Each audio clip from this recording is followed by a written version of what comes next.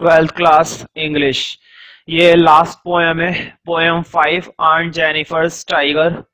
इसमें जो aunt Jennifer है और उसने जो टाइगर बनाए थे उस कपड़े के टुकड़े पर वो इस बात को प्रदर्शित करते हैं कि उस महिला के मन में ये इच्छा है आजाद होने की। वो उस टाइगर की तरह निडर जीवन बिताना चाहती है, खुलकर घूमना चाहती है स्वतंत्र रूप से। उसे किसी बात का डर नहीं होना चाहिए, उसे किसी की मांगों को पूरा करने की कोई जरूरत नहीं है। वो अपमान में अब जीना नहीं चाहती। वो जो इस शादी का बोझ है उसके लिए बन गया है, अब उस बोझ को वो उठाना नहीं चाहती है। तो इसके कुछ शॉर्ट क्वेश्चंस हैं। स्टैंजा हमने समझ लिए थे, 3 स्टैंजा थे, ठीक है। तो अब इसके हम शॉर्ट क्वेश्चंस देखते हैं, short answer type questions. How do aunt Jennifer's tiger look like?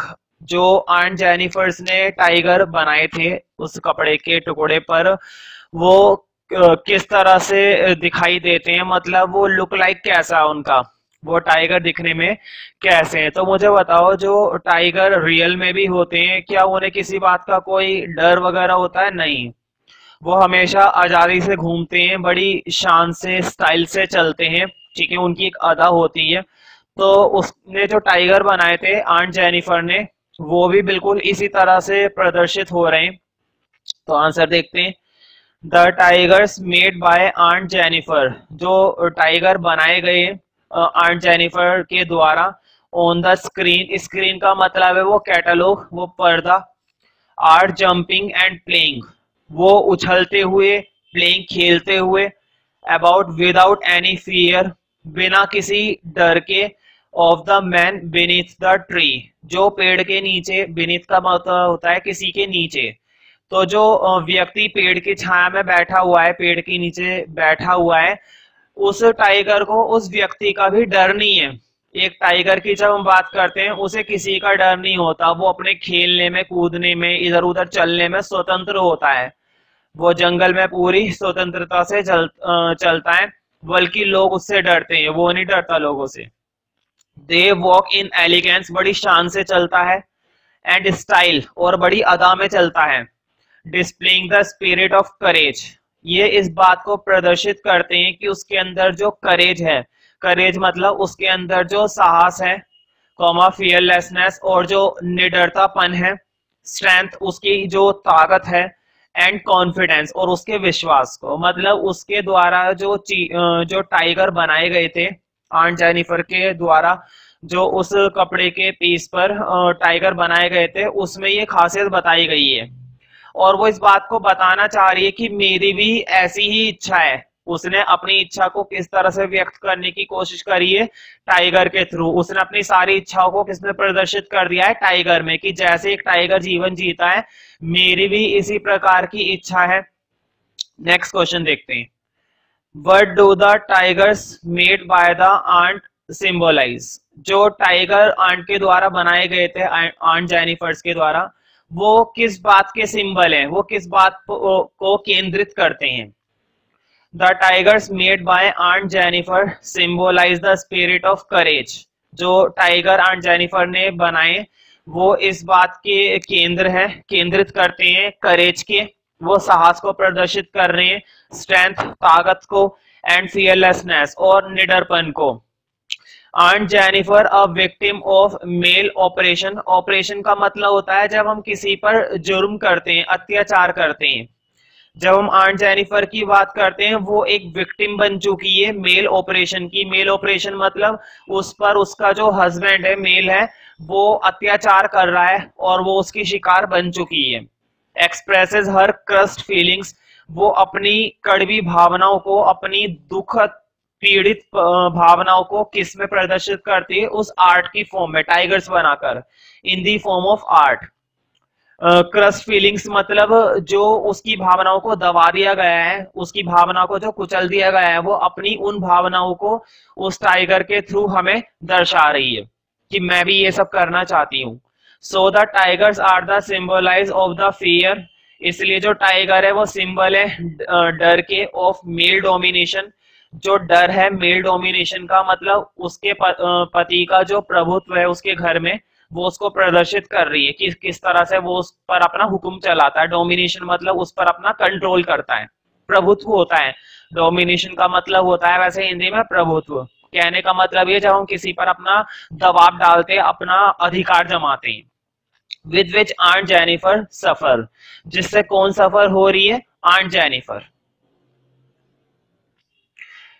Why do you think Aunt Jennifer's hand are fluttering through her wool? आप क्यों ऐसा, आपको क्यों ऐसा लगता है कि जो आंट जेनिफर्स के हाथ थे आर फ्लटरिंग, वो कांप रहे थे थ्रू हर वूल? मतलब जब वो कढ़ाई कर रही थी उस कपड़े पर, जब वो एम्ब्रॉयडरिंग कर रही थी, तो उसके हाथ क्यों कांप रहे थे? आपको क्या लगता है इस बारे में? Why is she finding the needle so hard to pull, और उसको ये निडल पकड़ने में क्यों इतनी दिक्कत हो रही थी? मतलब उसको क्यों इतनी मेहनत करनी पड़ रही थी इस निडल को कैरी करने में? मतलब उसके हाथ, उसकी उंगलियां इतनी कमजोर हो चुकी हैं काम कर करके अपने पति के लिए, अपने बच्चों के लिए, कि अब वो इसका ज्यादा बोझ सहन नहीं कर पा रही। यहाँ तक कि जो एक छोटी सी सुई भी होती है उसका भी वो बोझ उठा नहीं पा रही है। Aunt Jennifer is victimized by the overbearing and dominant nature of her husband.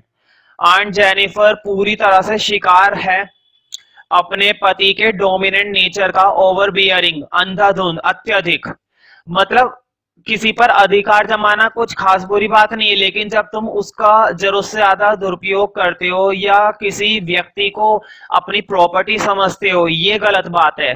तुम किसी इंसान को इस तरह से ट्रीट नहीं कर सकते कि तुम उस पर अधिकार जमाओ और उससे ऐसे काम करवाओ जैसे कि वो कोई मशीन हो। ये एक गलत बात है। तो वो उसका पति कर रहा है ओवर बियरिंग, मतलब अत्यधिक, कुछ जरूरत से ज्यादा ही उस पर वो अपना प्रभाव दिखाता है, अपना अत्याचार करता है।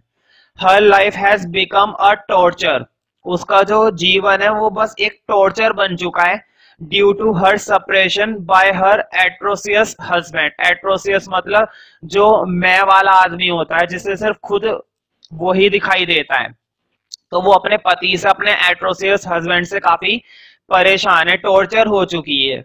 The fear of her authoritative husband, उसके पति का जो डर है। ऑथोरिटेटिव मतलब जो हुक्म चलाता है, जो शासक पति है उसका। ऑथोरिटेटिव मतलब जो शासक पति है, हुक्म चलाने वाला पति, उसका जो डर है हैज गॉन, वो इतना बढ़ चुका है, so deep into her being that she seems to have lost all her strength and energy, कि वो अब अपनी ताकत और अपनी क्षमता, अपनी ऊर्जा सब खत्म कर चुकी है। तुम अंदाजा लगा सकते हो, जो महिला अब एक छोटी सी निडल भी नहीं उठा पा रही है, उससे कितना काम करवाया गया है और कितनी वो परेशान है अंदर से, मन से भी। Hands, her hands shake and Flutter, और इसलिए उसके हाथ हिल रहे हैं और फ्लटर, कांप रहे हैं काफी। so much that she is not even able to pull the needle through the tapestry, और इसीलिए वो उस निडल को भी पुल नहीं कर पा रही, खींच भी नहीं पा रही है, ना उठा पा रही है। इतनी ज्यादा वो कमजोर बन चुकी है कि उसके लिए ये कढ़ाई करना बहुत मुश्किल काम हो रहा है। Last question, What do you understand by massive weight of uncle's wedding band? ये उसके पति है। अंकल यहाँ पर किसके लिए आया? उसके पति के लिए, उसके हस्बैंड के लिए। तो मतलब उनका जो पति पत्नी का जो संबंध था, मतलब आंट का अंकल के साथ जो रिलेशनशिप था, उसको यहाँ पे बताया गया है बैंड से। उनके बीच के जो रिलेशनशिप है, अब वो उसका वेट भी उठा नहीं पा रही है। उसका वेट कैसा लगता है उस महिला को? मैसिव। मैसिव का मतलब होता है अत्यधिक। उसे ये संबंध निभाना, उसके साथ ये रिलेशनशिप अब आगे और निभाना काफी भारी लगता है, मैसिव लगता है, हैवी लग रहा है उसे, और वो इस बोझ के तले दबती जा रही है। वो इस शादी के बोझ को अब आगे कैरी नहीं कर पाएगी, अब उसके अंदर इतनी क्षमता नहीं बची है। Generally wedding band is the symbol of Joy and happiness. Generally जो शादी का संबंध होता है, जो शादी ब्याह वगैरह होता है, वो खुशी और उत्साह का सिंबल होता है, मतलब सबको अच्छा लगता है, एक अच्छी बात होती है। But in case of aunt Jennifer, लेकिन अगर हम आंट जेनिफर की बात करें, it has become a symbol of torture. ये सिर्फ एक सिंबल बन चुका है टॉर्चर का एंड ऑपरेशन और अत्याचार का, मतलब जो अत्याचार उसका पति उसके ऊपर करता है। Her relationship with her authoritative husband, उसका जो संबंध है अपने ऑथोरिटेटिव हस्बैंड के साथ। ऑथोरिटेटिव मतलब उसका जो पति है, शासक पति जो शासन चलाता है अपना बस, has become a painful burden, वो एक दुख भरा बोझ बन गया है, टू कैरी जिसे वो कैरी कर रही है। Her wedding band has brought her a world of pain, और उसकी शादी का संबंध उसके लिए एक दुख की दुनिया बन चुकी है, मतलब सबसे ज्यादा दुख उसे उसी शादी के संबंध में हो रहा है कि उसने ये शादी क्यों की।